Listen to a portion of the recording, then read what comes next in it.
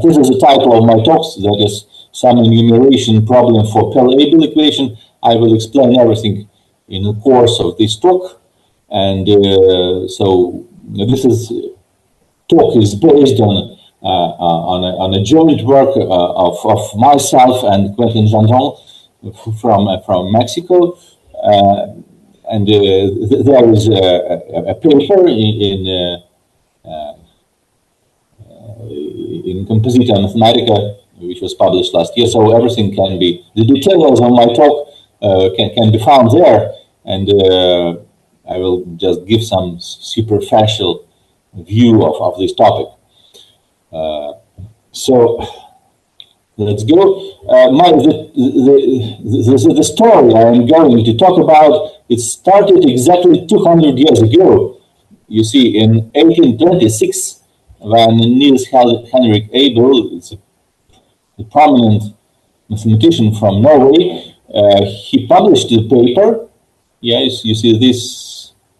This is the title of this paper, where he was asking whether certain differential, it was in modern terms, it's Abelian differential, it can be integrated in terms of elementary functions. And this topic, it sounds very, very actual even today, and today it is called the reduction of Abelian integrals, Abelian functions, and I will speak about it a bit later. And exactly in this paper, that Abel used the Diophantine equation, which is shown here, which is known as Pell equation, but it used it for polynomials. So what is given here? The only thing that we know is the coefficient d of x. It's a monic complex polynomial without multiple roots. Its degree should be even. And we have to find the pair of polynomials p and q such that this Pell-Abel equation is satisfied. So d is known, p, q are not known, and all of them are polynomials.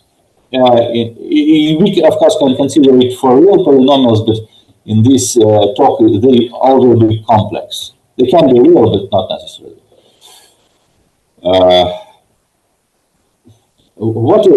So let's speak a bit about neighbors and friends, that is, topics that are closely related to this Pell-Abel equation, or also it is called sometimes Pell equations for polynomial Pell equation, something like this. The first, they are very extensively used in approximation theory for rational approximations. This was actually the topic of Knuti Chebyshev, who designed a method of reducing such approximation problems to certain functional equation, in particular this Pell-Abel equation, and then he managed to solve it in a certain way, reducing it to ordinary differential equation, which is known as a Chebyshev polynomial equation. And I'll give two examples. The first example is the so-called multi-band Chebyshev polynomial.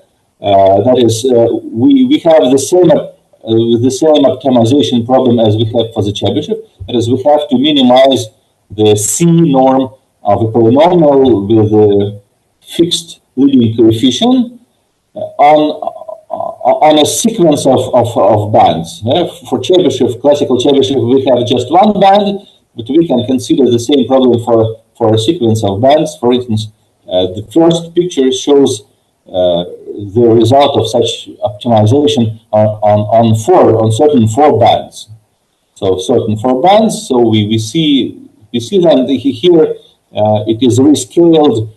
The solution is rescaled so that the deviation is equal to 1. Yeah, actually it will be some smaller value.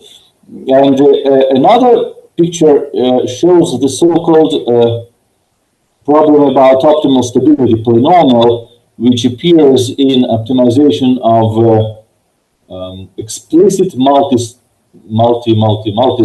Runge-Kutta method for ordinary differential equations. And there you have first you have the condition on the polynomial that at 0 it touches the graph of exponential function to a certain order. That is, the jets of exponential and the jet of the polynomial, they coincide up to a certain order. For instance, for this particular case, up to order 3, to x power of x to the power of 3 over 6. So this is the last common term in both of them, but the x to the 4th, there is a free coefficient there. And what is it we have to optimize here? We have to optimize the length of the segment on the real axis where this polynomial does not exceed 1 in modulus. This is necessary for stability. The first condition was necessary for the approximation of the method, the degree of the approximation, and eventually the degree of the accuracy of the method. Another condition is related to the stability of the method. Although we have to maximize this value, the domain of the length of the domain of stability, and this problem, it also admits an analytic solution. This is how it looks like. It looks like very much Chebyshev polynomial, but two of the oscillations. You see that all the oscillations of Chebyshev polynomial are located on the real axis, but here we have a polynomial of degree 31, and we can count the number of oscillations here. It's only 29, so two of the oscillations are hidden somewhere in the complex plane. And this is the reason why it touches the exponential function at 0 to a higher order, namely the touching number is 3. And this polynomial also can be expressed as a solution of Pell-Abel equation.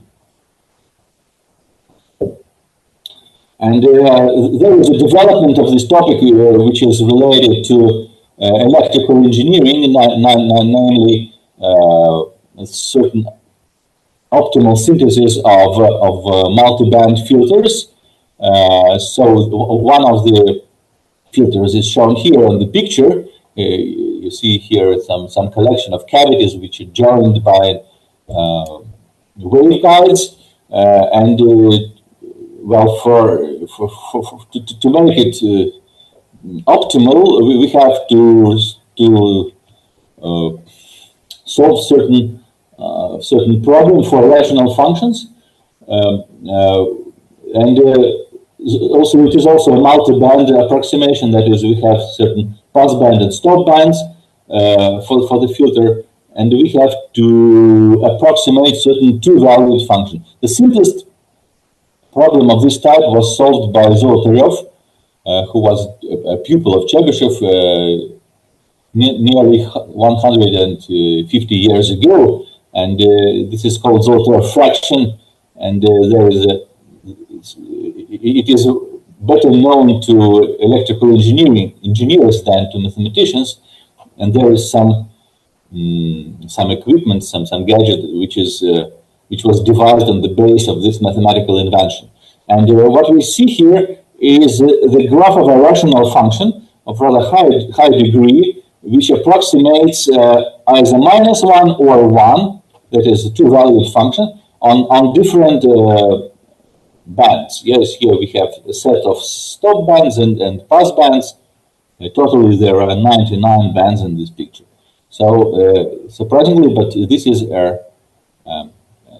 is a graph of a rational function, and this rational function is also described as a solution of certain deformation of Pell-Abel equation. It's not Pell-Abel equation because it is a rational function. There is some more complicated.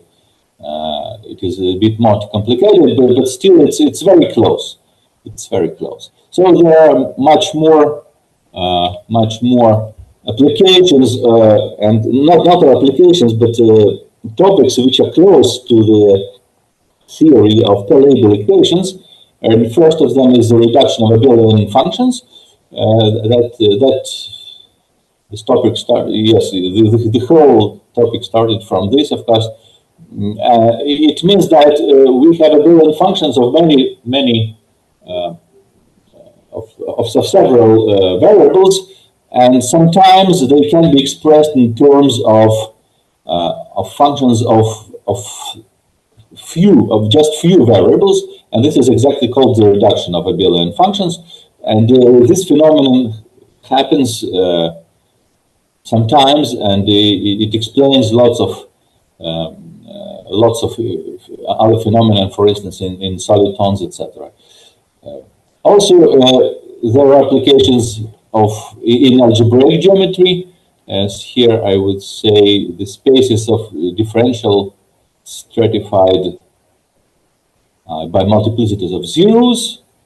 Betty maps, also called their period maps, and we will come across them yet in the course of this talk. Frobenius homomorphisms. Also, they appear in dynamical systems. For instance, we have an elliptic billiard. It may be multidimensional. That is, you have an ellipse or second-order surface, and you push the ball, and it starts to move inside this billiard. And you ask if the trajectory is maybe closed, and the answer, of course, depends on this billiard itself and the initial conditions for this motion. And the answer is again given in terms of solvability of certain Pell-Abel equations.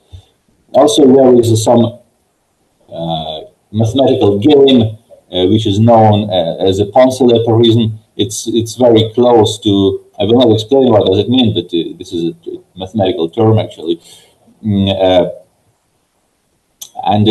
This is very close to elliptic billiards.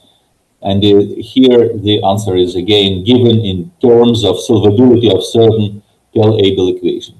Also, this topic appears in spectral theory for periodic Jacobi matrices, that is, infinite matrices with their three diagonal, and they are periodic. That is, all the coefficients appear after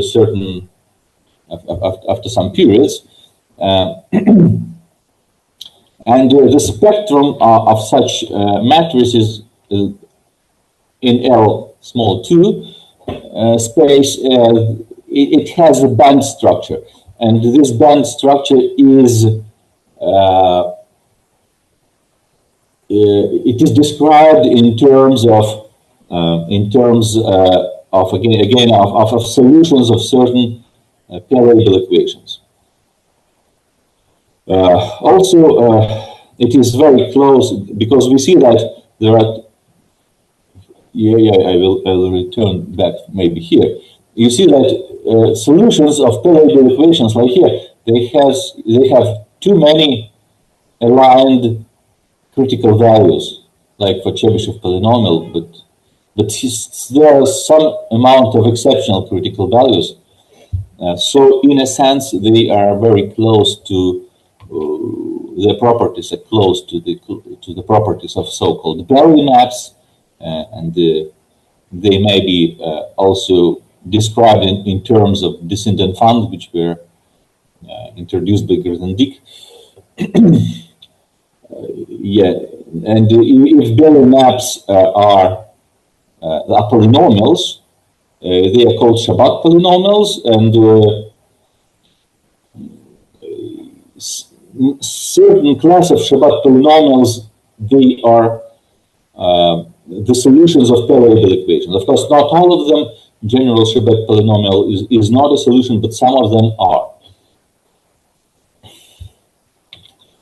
So let's continue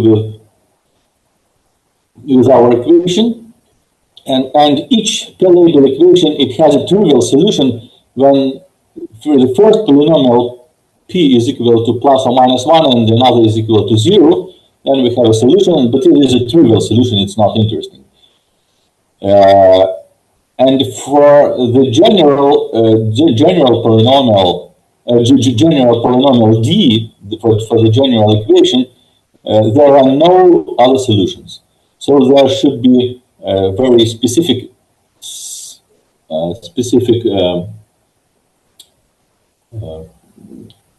conditions imposed on D, and we'll discuss them a bit later, for this equation to have a non-trivial solution. But once it has a non-trivial solution, there are infinitely many of them. And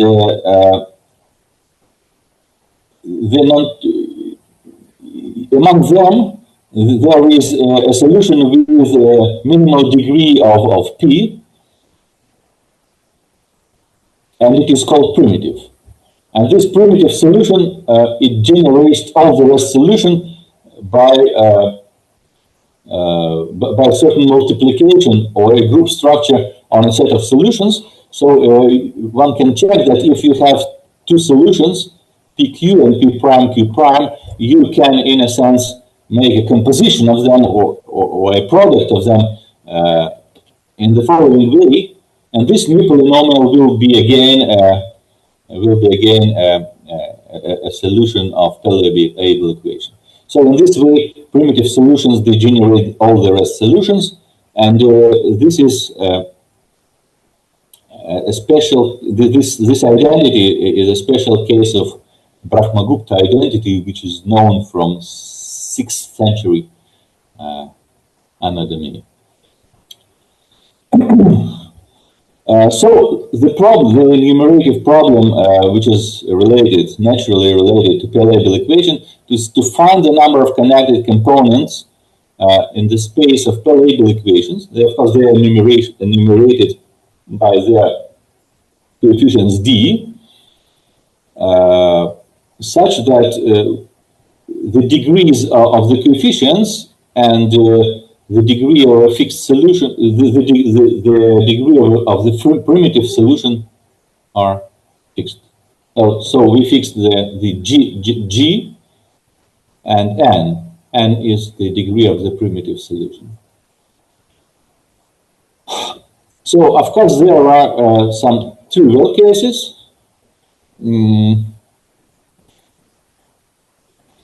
Namely, when n is too small compared to the degree of d,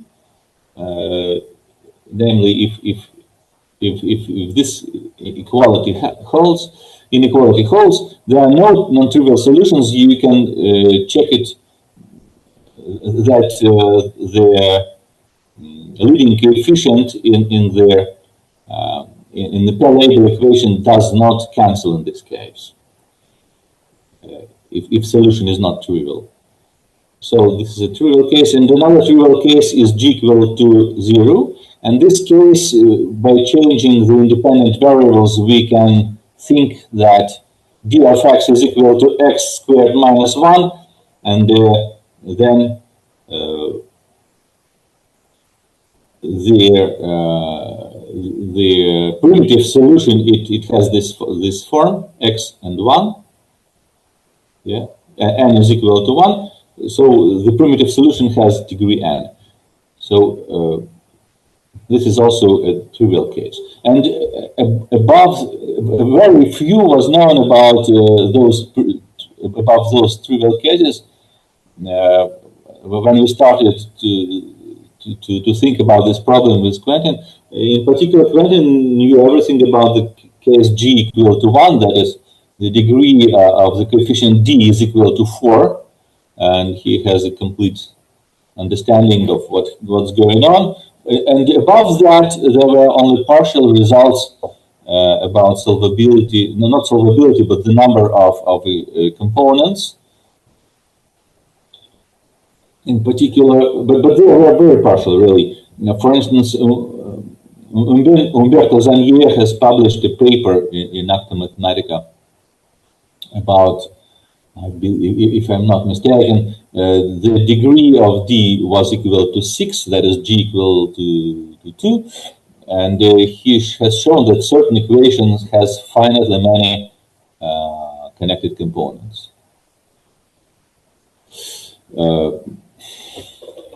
So our main result can be stated as follows, and this is a result of myself and Quentin. And this is the theorem. We have a complete answer to the question that was put on the previous slide, and it is rather simple. The answer is surprisingly simple. So the Pell-Abel equation has no primitive solutions of degree n, which are smaller than g plus 1, or n greater than 1 when g is 0. And this is a trivial case of this problem. But otherwise, the number of third components is equal to this number. And this is integer part of m over 2 plus 1. If g plus n is odd and a bit more complicated expression when n plus g is even, and here m is equal to minimal of two numbers. Minimal of two numbers. Square brackets as usual denote the integer part of a number. So what are the immediate applications of this theory? First, we can compute the number of components in the set of given degree g extremal polynomials, which are called almost barely mapped by Umberto Zanier, for instance. And this is, I can explain briefly what does it mean. So we know that critical values of Chebyshev polynomial are plus and minus 1. And but we can suppose that there are polynomials which have almost all of its critical points simple, and the value corresponding critical values are plus minus 1. But there may be some number of exceptions. If the number of exceptions which are computed with certain weight is g, then this polynomial is called the g extremal, or almost barely mapping terminology of Umberto. And one can compute the number of components in the deformation space of such polynomials. That is, we can make a deformation of a polynomial keeping this property, that the number of exceptional points is fixed. Also, we can compute topological Hurwitz numbers for insertion and branching passports. We can find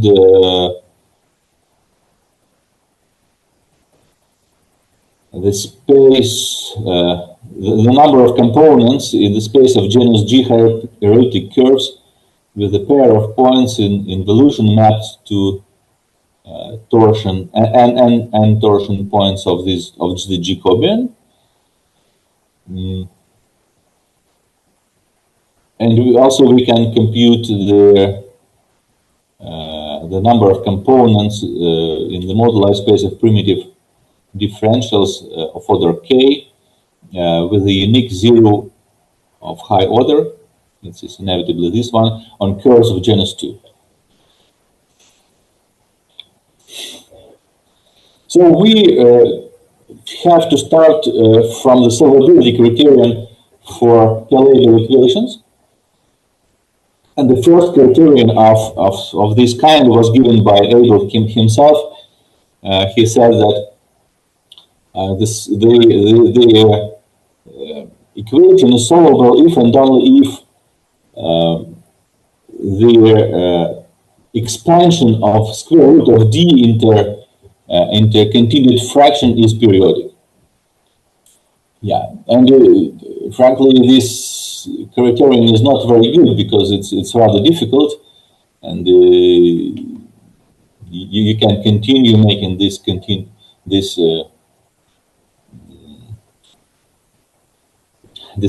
fraction, computing the elementary parts of it, and it will, you cannot check immediately that it is periodic or not. It's not so simple. And we give another criterion, and it is given in terms of Riemann surfaces. To each Pell-Abel equation with coefficient d, we associated a hyperelliptic curve, a Riemann surface, with branch point exactly in the zeros of this polynomial. That is, it has this equation, it's a fine part, has this equation, and we make a two-point compactification, adding 2 points at infinity. This compactified curve, it bears the unique third kind Abelian integral, a differential of this kind, which can be described without formula in the following way. It has exactly two simple poles, both at infinity, with residues plus and minus 1, and it is normalized so that its periods are purely imaginary. And we can give the answer in terms of this polynomial, which exists and unique on any hyperelliptic curve. That is, given a curve of this kind, there exists a unique third kind Abelian differentials which is just described. That is, these two poles, normalized periods and normalized residues. So the theorem, it's very simple. The Pell-Abel equations admits a nontrivial solution with degree of p is equal to n. It may be not primitive, but if it exists, if all the periods of this differential, which is associated to the equation, they lie in the same lattice, they are all commensurable. If it holds, that is, if the periods lie on the same lattice, then the solution can be represented in a very simple way, which is shown here in the bottom of this slide. That is, it is roughly sine or cosine of certain elliptic integral. Certain elliptic integral. Here, the starting point is one of the branch points, is actually any branch point of this curve. The result of changing the branch point consists only maybe in changing this sign plus or minus in front of cosine or sine. And the proof is very simple. Actually, it's just several lines. One way, if the Pell-Abel equation has a non-trivial solution, we consider this function. It is sometimes in approximation theory it is called a Hieser function, and it has the property which follows from Pell-Abel equation, that it has exactly one zero high order of order n and one pole of order n, both at infinity.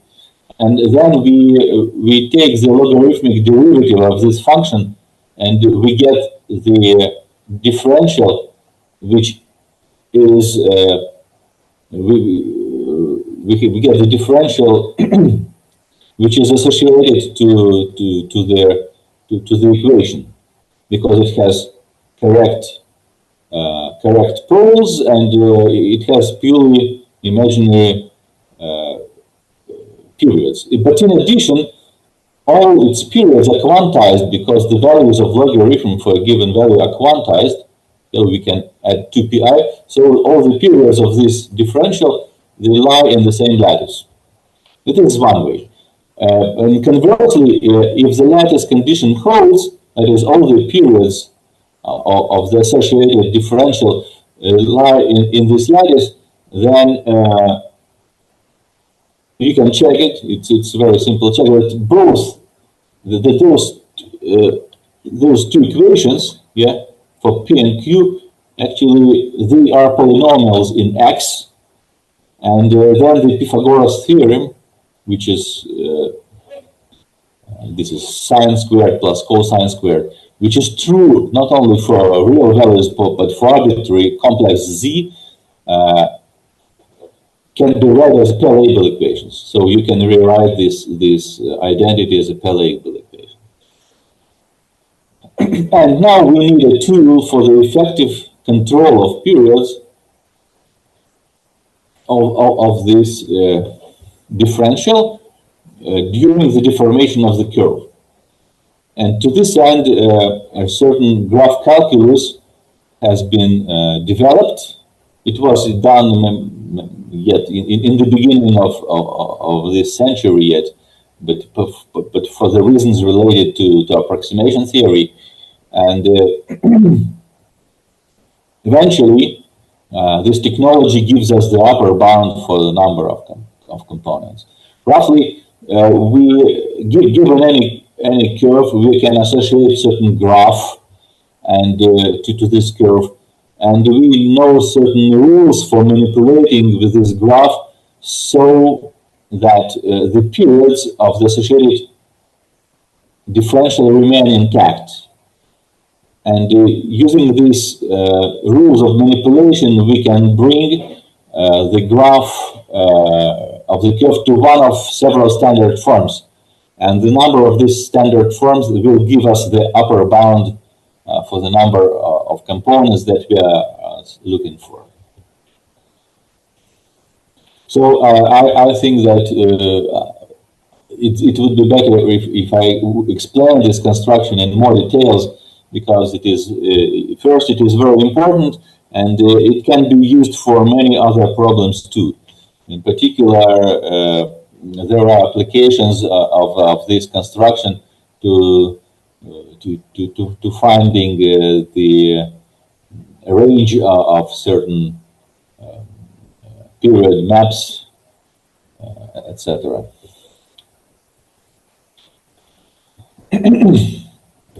First of all, we can introduce the width function, which is globally defined on the plane. So x is a complex point on the plane, and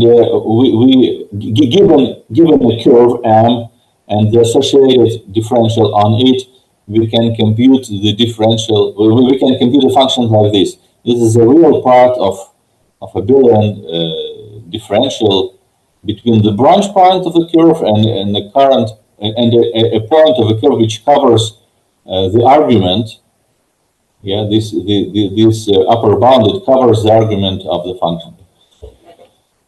You can check exactly from the definition of this differential that W is single valued on the plane. Why? Because if you can make some loop, if this point makes some loop on the curve, then we add something, some period to this integral, and this period is purely imaginary.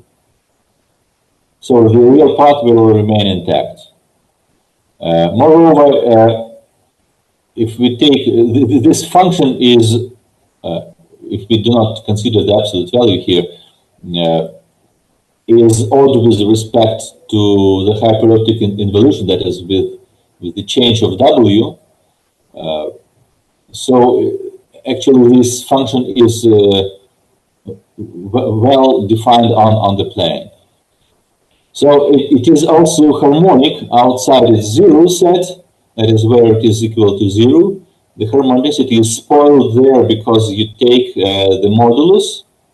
Yeah, modulus is not a smooth function. And outside this zero set of this function, it is harmonic because the differential is meromorphic, but it has singularities only at infinity. So the only singularities of this function will be at infinity.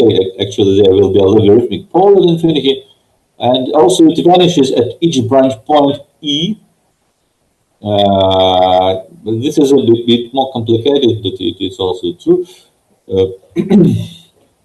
And For this reason, we can use any branch point for the definition of this function. So, and now we can, given this, so given the curve, we construct the differential, and the differential generates this width function, which is positive, except if it is not zero. And we'll associate a weighted planar graph to this. This is the construction of the graph. It's very important. The graph has it is composed of the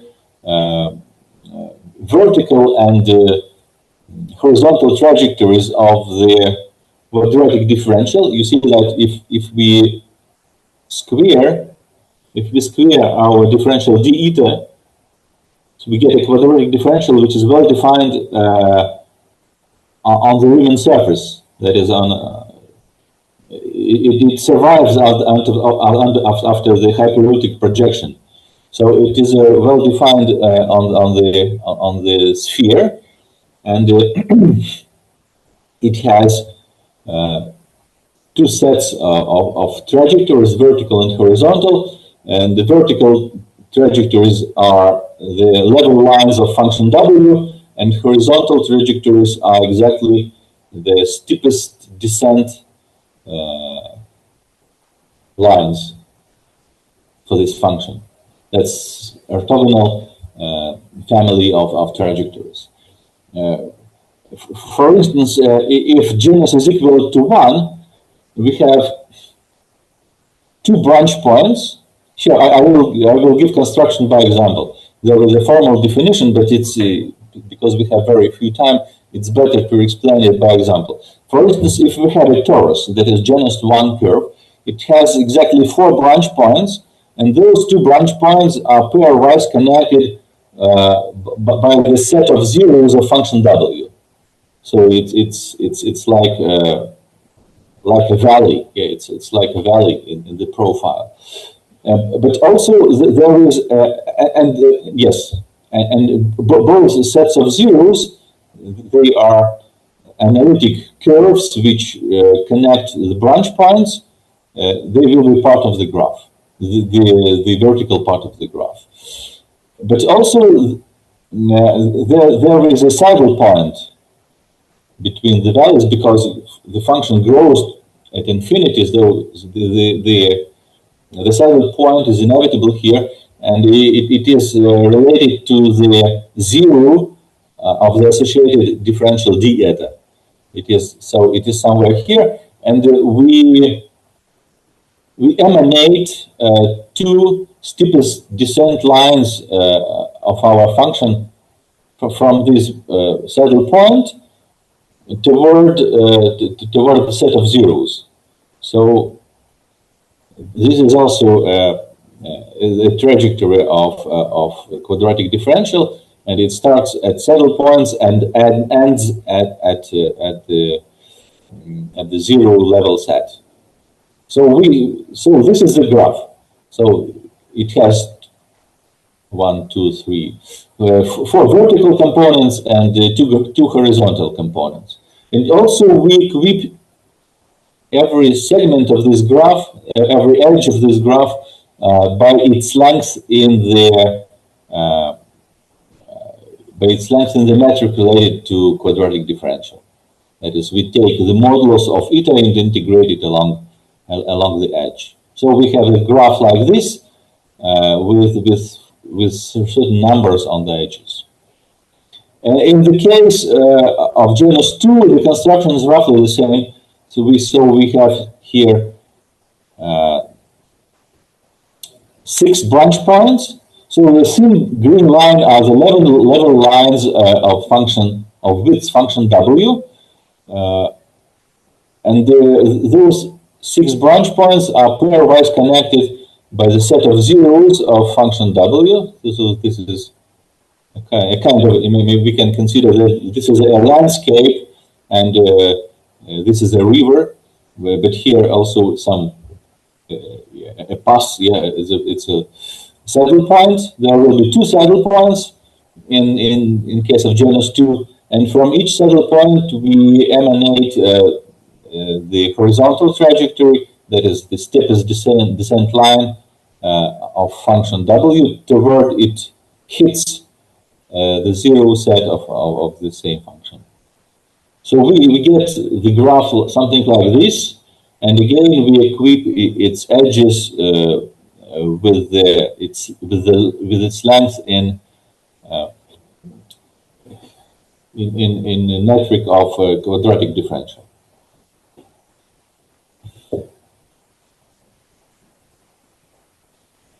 So here is a variant of a graph that can appear in genus 3.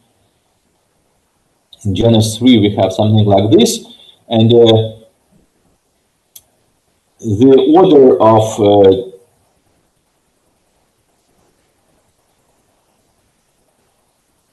the order of quadratic differential at any vertex can be computed in a purely combinatorial way, just having a look at this graph just in terms of the incidence numbers of this graph.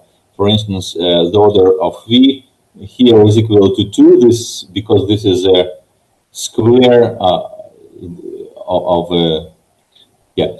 the differential deta has 0 here, the quadratic differential has double 0, and we can compute this double 0 by this formula because the number of vertical edges, the number of vertical edges incident to this point is equal to 0, and this is equal d in the number of incoming horizontal trajectories. The horizontal trajectories are oriented with respect to the growth of the function w. So this is equal to 2. So totally we have 2 as it was promised. And the branch points will have the weight -1. Okay, again, according to this formula. Yeah, here is the description of formal construction of the graph, but we omitted. And actually, we can describe all the graphs that appear in this construction in axiomatic way. That is, there is some number of properties that each graph possesses, and if it possesses these properties, it stems from a certain curve. That is, it may be constructed somehow from this graph. The curve may be constructed. First of all, the graph is a tree. That is, it has no cycles. The horizontal edges, so there are 3 conditions on the topology of the graph and 2 more conditions on the weights of the graph. The horizontal edges leaving the same vertex are separated by vertical or incoming edge. If the ORD, that is the value from the previous slide, is equal to 0, then at a certain vertex, then the vertex is the intersection of horizontal and vertical components of the graph. The width function increases along oriented edges, and it is equal to 0 at certain edge, at certain vertex, if this vertex lies on the vertical part of the graph. So, and this is a kind of normalization condition. The weight of all vertical edges, they are positive, and the total sum is equal to pi. So the proof is again very simple. It may be 1 page in length, but okay, I have to omit it. And the theorem says that each planar graph that satisfies the above 5 axioms stems from a unique, essentially unique curve M, hyperelliptic curve M. Okay. this is a this is a kind of a proof of the theorem. For instance, we have the graph like this. We have the graph like this. It satisfies all 5 axioms, and we emanate all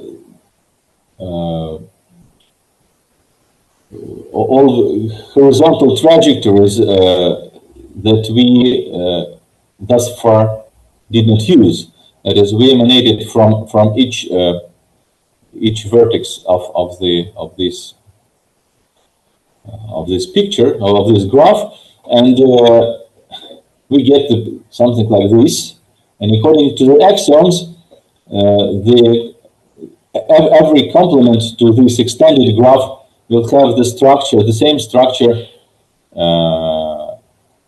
The same structure. It has in the basement one vertical edge and several edges that go to infinity, horizontal edges.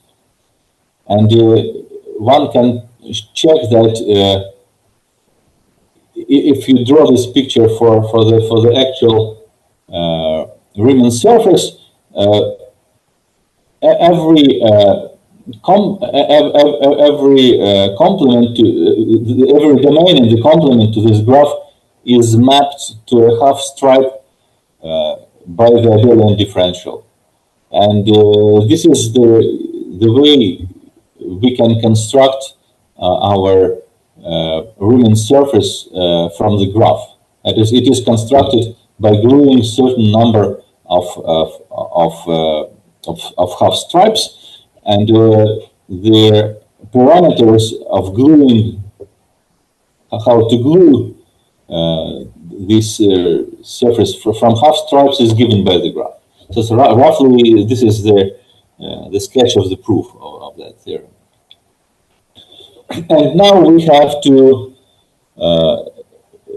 show how to make the deformations of the graph which remain all the periods intact, all the periods of the associated differential intact.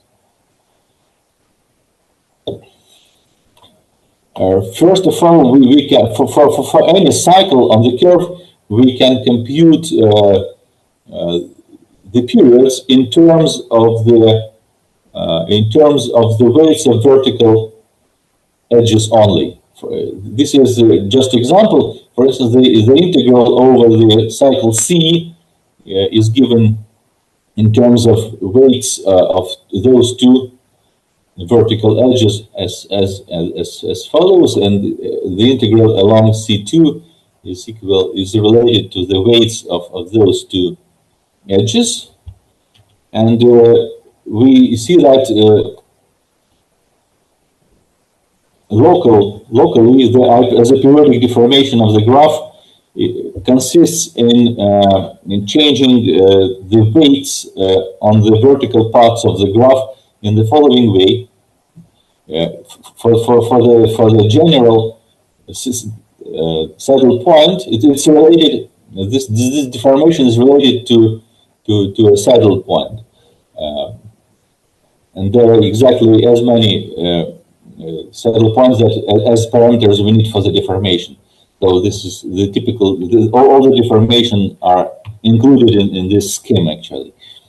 For instance, the vicinity of a typical saddle point looks like this, and to make the deformation is as follows. We slightly change H1, H2, H3, and H4 by the same value, but with alternative signs in this way, like here. And also we can change the value of the width function at this saddle point. So those are two deformations related to each saddle point, and one can check that they do not change any periods. of the associated differential. And it turns out that given a solvable Pell-Abel equation, we can associate a Riemann surface to it, and we can associate a graph to Riemann surface, and using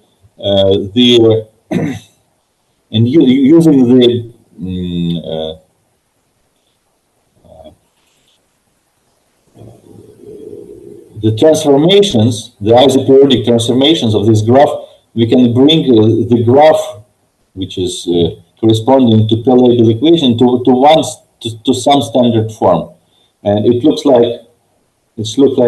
Here we have, for simplicity, rescaled the weights on this graph, so that the total weight of the vertical part of the graph is equal to n. Whereas originally it was pi, but it's better to use integer numbers instead of rational numbers. So the graph, this one of standard graph is this.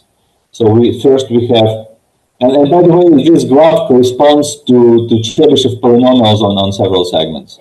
But with rather specific maybe, but still it's a Chebyshev polynomials on several bands. So any graph can be brought to this form, and we just compute the number of these forms, and this gives us the upper bound for the for the certain number of connected components in space of Pell-Abel equations. And yeah, there is also a certain invariant of isoperiodic deformations, and actually we have found two invariants. One is related to braids and their Grau representation, and another is more simple, and it is described here, Kane, but I think that I will not explain it because we have very little time. And these invariants show that actually no one of these forms can be brought to the other form by isoperiodic deformation. So in a sense, all of those are independent. So yeah, we have found two invariants, but one is enough, of course, but actually which show that this upper bound for the number of components is exact. That is, it coincides with the lower bound, and this is how the theorem is proved. Yes, this is the additional slide. So, in case of a genus 1 curve, that is degree of D, coefficient D of Pell-Abel equation is equal to 1. The degree is equal to 4, and the genus of this curve is equal to 1. The graph, typical graph, is something like this. And the length of each of those two, the sum of lengths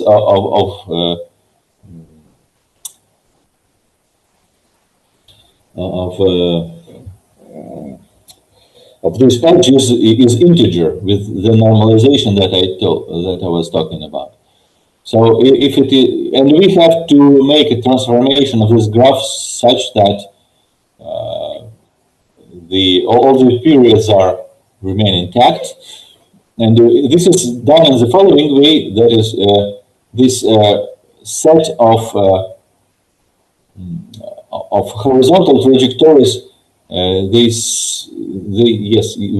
add. We change the meeting point of horizontal and the vertical parts of this graph in this way. So we have this horizontal trajectory, then we have this, and then we have this. So that the length of this the length of the segment is the same. Yes. And we can describe the same move in the following way. We have two edges, and this edge is rotating, and simultaneously it rotates like a rotor of the helicopter, and it goes around this larger graph. So eventually, this horizontal part of the graph will hit this segment at its tip, and after that, like this, and after that we can contract this edge. We can some kind of a propeller here, and after that we can insert this horizontal part again, but in a different way. And in this case, we pump the mass of one edge to the other. So this one is getting larger and larger, and this one is getting smaller and smaller. And after certain steps, we can, because the length of this segment is integer, it cannot vanish. So the process will be stopped somewhere. And in this case, we get a graph like this, and the length and their length should be commensurable, because if it's not commensurable, we can continue the process. And in case where in this picture the length of this segment is greater than 1, then this graph corresponds not to a primitive solution, because we can divide everything by d, and we get then we get primitive solution. And if d is equal to 1, this is exactly the standard form, and it is unique for g equal to 1. For the torus, the standard form of the graph is this one with d equal to 1. So this was the example of isoperiodic transformation of associated graphs for Pell-Abel equations. Yeah, I think that I will stop here, and maybe it would be better if I answer your questions.